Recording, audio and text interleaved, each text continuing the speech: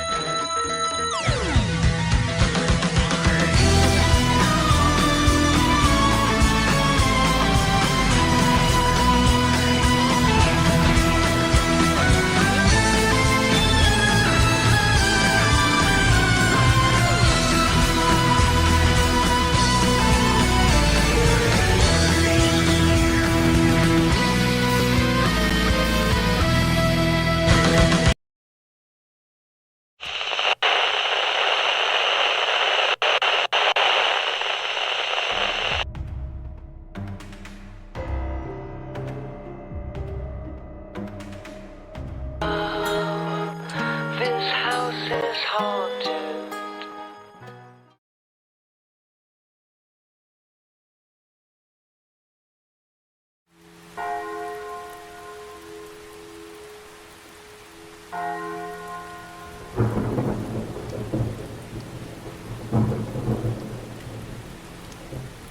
We are live in 3, 2, 1. Today, I want to talk about not a single story or event, but rather a location en masse.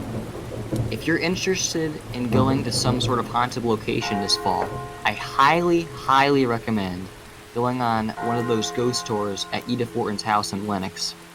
For those of you who don't know who I'm talking about, Edith Wharton was a famous writer known for writing many famous novels such as Afterward 1910 and Summer 1917. The legend says her house is haunted by spirits who lived there in their past life, and of course more on that later. But if you decide to go to her house after watching this, make sure you go with a group of friends. Specifically, bring that friend who's scared of everything. And then bring that friend who's a giant that no one's gonna mess with. And then bring one of your closest friends. And that way, you and your friend can just laugh at the scared friend whenever they get scared. Of course I'm kidding.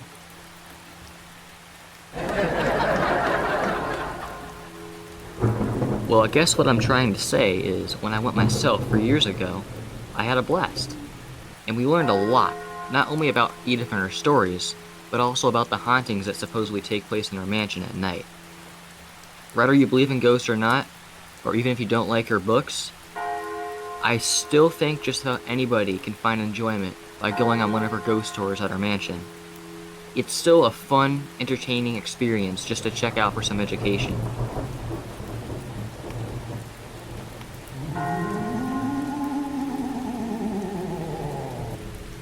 One interesting fact about Edith was her fear of ghosts. She claimed to be a non-believer, but she always seemed to be afraid of ghosts. To put it simply, Edith didn't believe in ghosts, but she was still afraid of ghost stories. In fact, she would never sleep in a room with ghost stories in it. She would always burn them if she ever found one in a room she was going to sleep in. No one really knows for sure why, but it probably had something to do with... Oh, hold on a second, everybody. Let me go check that out.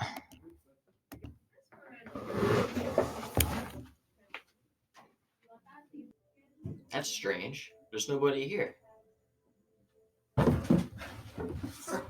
Sorry about that, everybody. It looks like some forces from beyond are trying to contact me. Well, I, as an untrained professional, should know who to call when such forces are communicating with us innocent living people. And I'm assuming most of you know who I'm talking about. They are a group of people who have been working together for years. They can capture and find any ghost in seconds. They are well known all over the world from TV shows and many and many and many movies they've been in. Some say they are heroes. Some say they're anything but. Everybody knows to call them at the first sight of any paranormal activity. They are the one and only.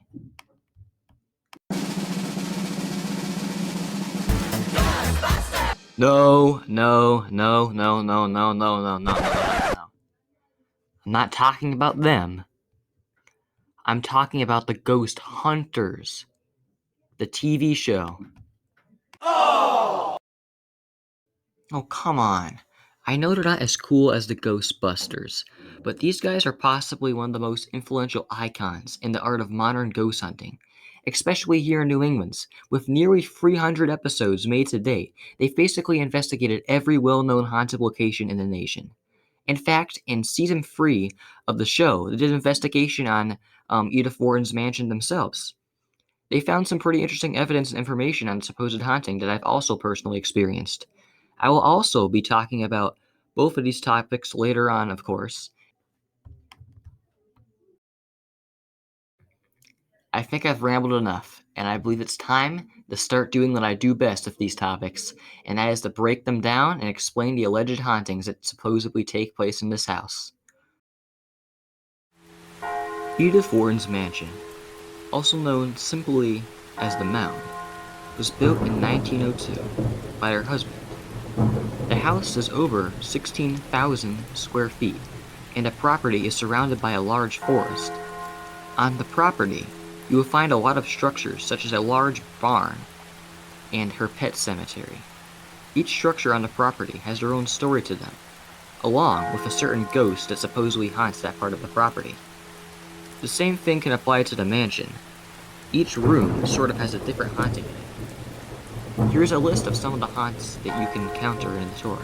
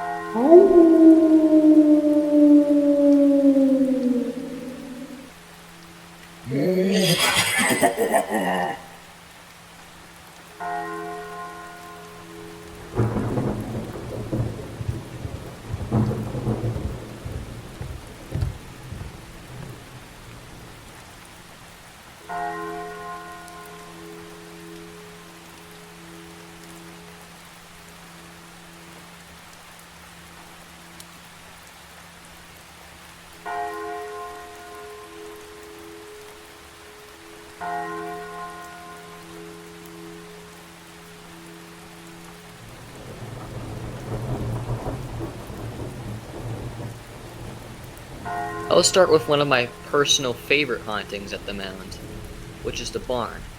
At every ghost tour at the Mound, they always start at the work barn that was built before the house, and then they work their way up the property.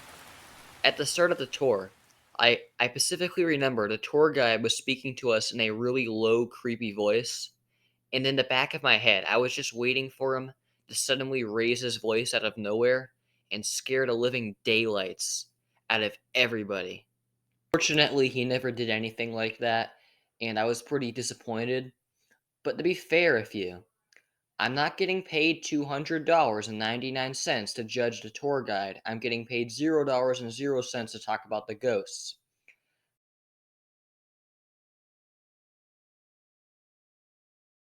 Now, the first ghost we're going to talk about is the ghost of Charlie. Who's Charlie, you say?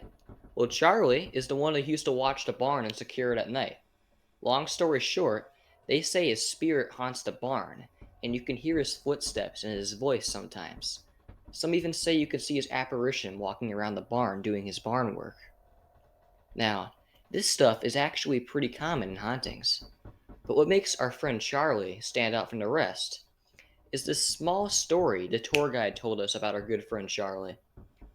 Now, I'm going to do my best to tell the story like the tour guide did, but for the sake of this podcast, I'm going to refer to the person in the story as Carrie.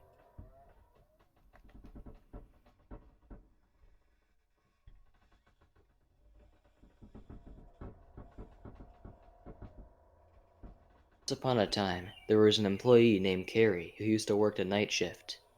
Her job was to close down all the buildings on the property and to make sure everybody left after we were done with the ghost tours for the night. Carrie specifically had a great fear of the barn. She would always feel safe and uncomfortable inside the barn. Because of that, she would always close the barn down last so she could leave right after and not have to deal with it earlier. When she closed it down the barn, she would always do it really quick. She would sprint full speed up and down the stairs, turn off all the lights, quickly check every room, and then she would run back to the stairs and open the door. She would then turn around and quickly yell, "Good night, Charlie," and then jolt out the front door. She would then close it behind her and drive home. One night, after doing this routine for about a year, she did the same thing as usual. She sprinted up the stairs, turned out all the lights, checked every room, and then sprinted back down the stairs. When she got to the door, she got ready to yell what she would always yell. "Good night, Charlie." This time, she was a lot louder than before. She was about to turn around and make her way out the front door, but then suddenly, she heard a loud and deep male voice shout back at her. "Good night." She screamed, slammed the door shut behind her, and charged like a jet engine back to her car. Carrie doesn't work here anymore.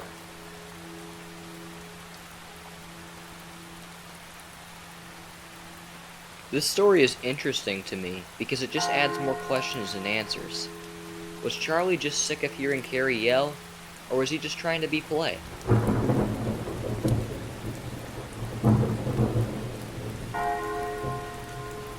Now, when the ghost hunters did an investigation on the barn, they picked up this audio recording.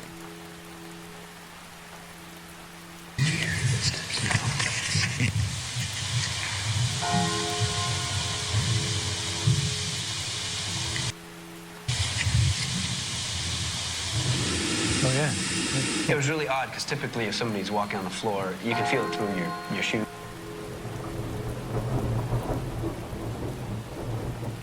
If you listen very closely to this recording, you can definitely hear footsteps.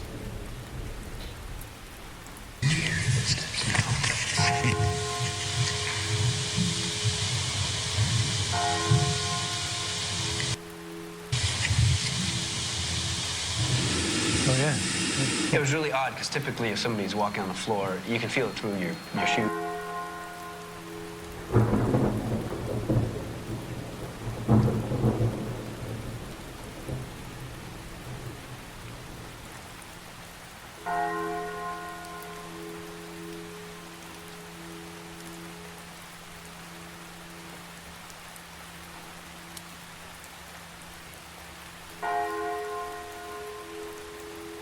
This one is pretty short, so I'll try to make it quick. So another story about the barn is about this very small room on the second floor. During the tour, we did not go in this room, but the tour guide did show us the entrance to it. The room itself was very dark and it looked terrifying from a distance. When I first saw it, I felt really creeped out and unsettled for some reason. Everyone around me seemed to feel the same way. I think the tour guide noticed how everybody was staring at it, so he decided to tell us this interesting story about the room. For the sake of this podcast, let's call the person in this story David.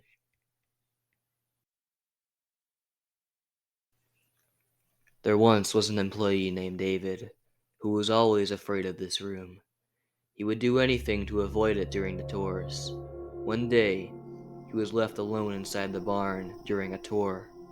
After the tour was over, and we were getting ready for the next one, someone found him standing in the corner and shaking outside of the barn, staring at the windows outside. when a staff member approached him and asked if he was okay. He said he was upstairs in the barn and working when he turned around and saw what he described as an alien humanoid being staring at him from the doorway to the room. He quickly ran out the door and watched from the windows to see if it was still there. Later on, the employees checked the barn and no one was in there. David doesn't work here anymore.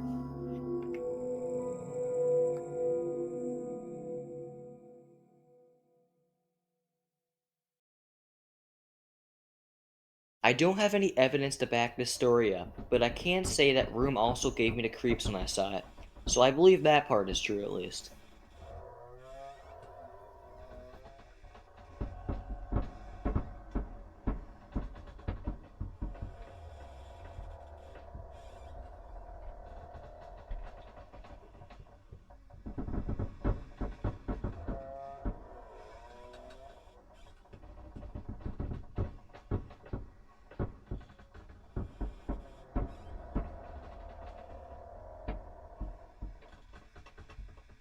Now I've definitely saved the best for last. This is definitely the most popular part of the Mound tour. This next room I'm going to talk about is actually inside the mansion itself, and it's an absolute hotspot for ghost sightings. And that is Teddy Wharton's office. Teddy Wharton was Edith Wharton's husband, and he is known for being the most active spirit in the Mound. Many people have reported hearing his voice, hearing his footsteps, and even seeing his apparition, and even smelling a strong scent of cigarettes randomly when inside his office. One thing I learned is that employees always walk into his office before every ghost tour and say, "Teddy, we got a ghost tour tonight, do something cool." Here is a story that an employee told us about Teddy.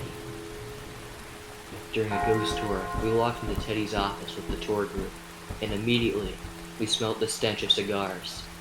One man in the tour group immediately shouted, "Teddy's here!" And as soon as he said that, the room's temperature dropped, and then suddenly a chair in the back of the room flipped over.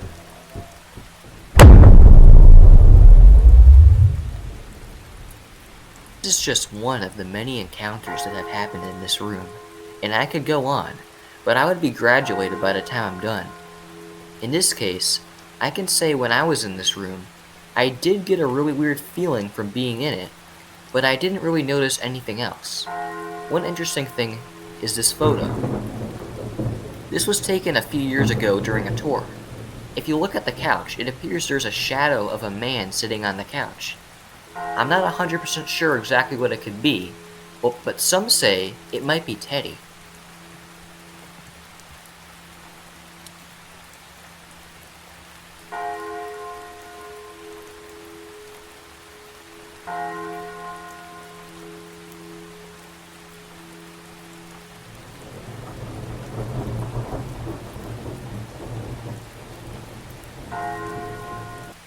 I think that's about all we're going to talk about for this case.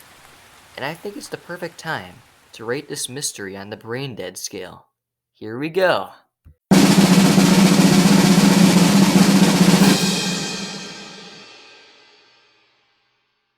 Overall, I give this an 80% on the plausibility scale. This means there is quite a lot of evidence to prove this case's truth, that mainly being the photographic evidence, the many eyewitness accounts, myself kind of included, and the ghost hunters went there and found a lot more evidence for this case, including audio recordings and video evidence. The only thing preventing me from ranking this place higher is because of the lack of proof. A lot of the things I've talked about were just eyewitness accounts, with almost no evidence to back it up. I can't really prove the stories themselves are wrong, but I can say that this case really benefits from the photographic evidence along with the ghost hunters. So overall, there is quite a bit of strong evidence for this case.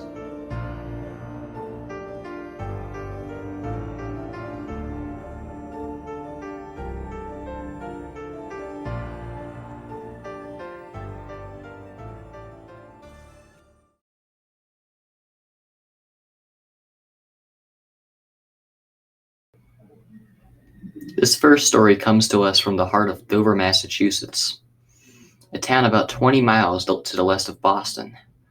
The story has its fame for being one of Massachusetts' most popular Christmas